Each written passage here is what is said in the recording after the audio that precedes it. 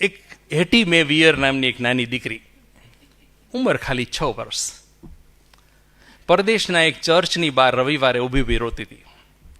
રોતી હતી એટલા માટે કે એના મેલા ગેલા કપડાં હતા, ચર્ચ નાનકડું હતું અને એને કોઈ અંદર બેસવા નહોતું દેતું. જેની પાસે જગ્યા હતી ને આમ પોળા થઈને બેસી જતા હતા. એ આવે નજીક ત્યારે એટલે પાછી નીકળીને રોવા માંડી. એટલે ત્યાં ઓલા પાદરી નીકળે છે કે તો બેટા કેમ રડે છો, હિપકા ભરતી જોઈને. તો ફાધર, આજે મારી ચર્ચમાં આવવાની પ્રાર્થના કરવાની ખૂબ ઈચ્છા છે, પણ તકલીફ એ છે કે મને કોઈ બેસવા નથી દેતું. ફાધર એની સામે જોયું, એના મેલા ઘેલા લુગડા જોઈને, વિખરાયેલા વાળ જોઈને નક્કી કર્યું કે આ શું કામ નહીં બેસવા દેતું. સમજી શકાય. મેં પોતે જોયું છે. તો હું 3 મહિના ભાવનગરથી જીથરી ગામ અપડાઉન કરતો હતો, MBBSમાં હતો ને ત્યારે ઇન્ટર્નશીપ વખતે. તો કોઈ સારા કપડાં પહેરેલા વ્યક્તિ કે લેડી આવે ને તો માણસો તરત જગ્યા કરી આપે, અને સૌ ભિખારી જેવા લાગતા કે લગર વગર માણસ કોઈ ચડે ને તો પોળા થઈને બેસે. આપણે બધે જોતા હોઈએ છીએ. આપણું આ બહુ સહજ ઓબ્ઝર્વેશન છે રમભાઈ. તો ફાધર કે બેટા આપણું ચર્ચ બહુ નાનું છે, આપણે 200 જણા માંડ સમાઈ શકે છે, એટલે તને જગ્યા નહીં મળે, પણ તારે ખરેખર આવવાની ઈચ્છા છે આજની પ્રાર્થના એટેન્ડ કરવાની? તો કે હા ફાધર, મને બહુ જ ઈચ્છા છે. તો ચાલ મારી જોડે, હું તને જગ્યા કરી આપીશ.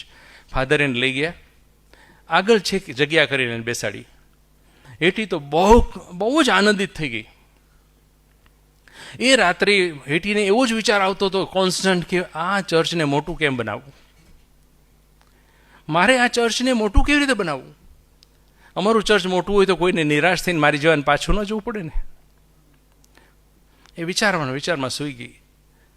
એના 2 વર્ષ પછી હેટી મે વિયરને એવો ભયંકર રોગ લાગુ પડ્યો કે એનું મૃત્યુ થઈ ગયું. બચાવી ન શકાય, ખૂબ મહેનત કરી છતાં ન બચાવી શકાય. ખ્રિસ્તી ધર્મના રિવાજ મુજબ આ ફાધર જ આવ્યા ત્યાં, એના શરીરને છેલ્લે નવડાવવા માટે લઈ જાય. એટલે નવડાવવા માટે એને ઊંચકી તો એના કપડામાંથી એક જૂનું રેક્ઝિનનું ગંદુ પાકીટ નીચે પડ્યું. તો પાકીટ ખોલીને ફાધરે જોયું તો એની અંદર 57 સેન્ટ, એટલે લગભગ 40-45 રૂપિયા થયા. બરાબર, ખબર નહીં આ ડોલર વધ્યો હોય તો કે ઘટ્યો હોય, બરાબર, પણ એ 57 સેન્ટ એટલે વધીને એટલા રૂપિયા થયા, 45 રૂપિયા જેવું થયું. એ અને એક નાનકડી ચિઠ્ઠીમાં ગડબડી અક્ષર લખ્યું હતું કે આપણું ચર્ચ ખૂબ નાનું છે, એના લીધે મારા જેવા ઘણા બધાને પાછા જવું પડે છે, પ્રાર્થના નથી થઈ શકતી, પ્રાર્થના સાંભળી નથી શકાતી, એટલે હું ઈચ્છું છું કે આપણું ચર્ચ મોટું બને.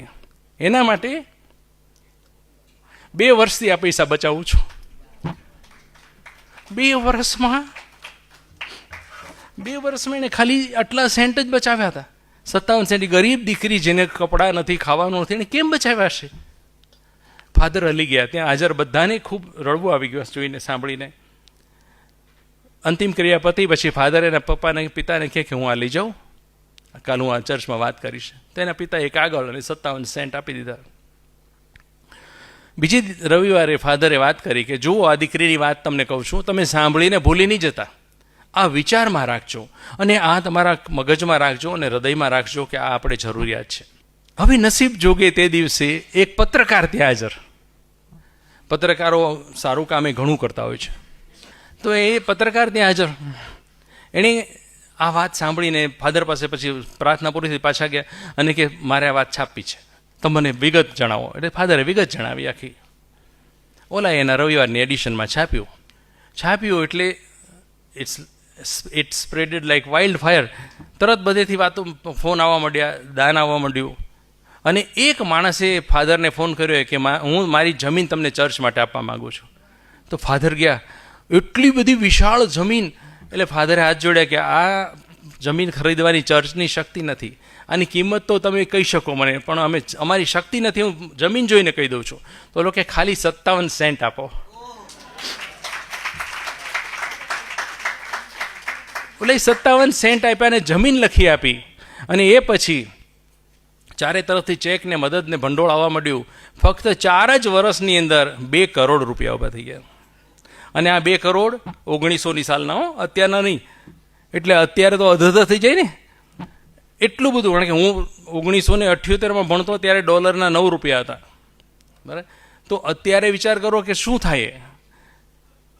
અને એ ભંડોળમાંથી આજે ફિલાડેલ્ફિયા શહેરની અંદર ટેમ્પલ બાપ્ટિસ્ટ ચર્ચ નામનું ચર્ચ ઊભું છે. એની સિટિંગ કેપેસિટી છે 3,300.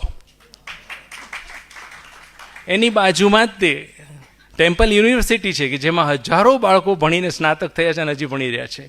અને એની જોડે આવેલી આ જ ફંડમાંથી બનેલી ગુડ સમારિટન હોસ્પિટલ કે જ્યાં બાળકોની હોસ્પિટલ છે, એને હજારો લાખો બાળકોને જીવતદાન મળ્યું છે. 57 સેન્ટ નિસ્વાર્થ ભાવે શું કરી શકે? આજે એ ચર્ચમાં એટી મેવિયર અને ફાધર ક્રોમવેલનો ફોટો ત્યાં જ છે એના એક રૂમમાં.